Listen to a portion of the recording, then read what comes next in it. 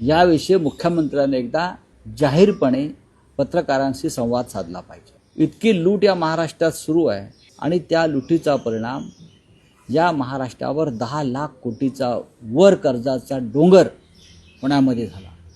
राज्याची आर्थिक दुरावस्था इतकी कधीच झाली नव्हती। आर्थिक शिस्त लावणारे अजित पवार याच्यावरती काही भाष्य करणार आहेत का? त्यांना आर्थिक शिस्तीची फार काळजी असते, पण स्वतःच्या लोकांना महाराष्ट्र लुटू द्यायचा हे धोरण आहे। मग देवेंद्र फडणवीस यांचा असेल मुख्यमंत्री म्हणून, अर्थमंत्री म्हणून अजित पवार असतील आणि दुसरे ते एक डाकू मानसिंग बसलेलेच आहेत अमित शहाच्या कृपेने। ही तर डाकू मानसिंगची टोळी आहे। चंबळ खोऱ्यातूनच बहुतेक आले आहेत ते इथे महाराष्ट्र लुटायला। काय होणार या महाराष्ट्राचं?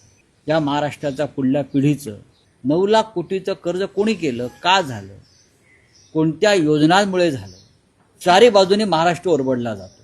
जो पैसा राज्याच्या तिजोरीत यायला हवा तो पैसा कोणाच्या तरी खिशात जातोय। 3-3 हजार कोटीचे टेंडर्स अबो करून हा पैसा लुटला जातोय। समृद्धी महामार्ग, शक्तीपीठ महामार्ग असे अनेक जे योजनांची 2 लाख कोटीची कामं मुंबई महानगरपालिकेच्या माध्यमातून जी देण्यात आली त्याचा कुठे आता पत्ताच नाही। कागदावर आहेत। ठेकेदाराकडून कमिशन घेतल्या 25%। ही लूट आहे। SRA मध्ये जाऊन बघा, मुंबईच्या SRA मध्ये महेंद्र कल्याणकर नावाचे जे अधिकारी बसले त्यांच्याविषयी रोज एवढी माहिती येते।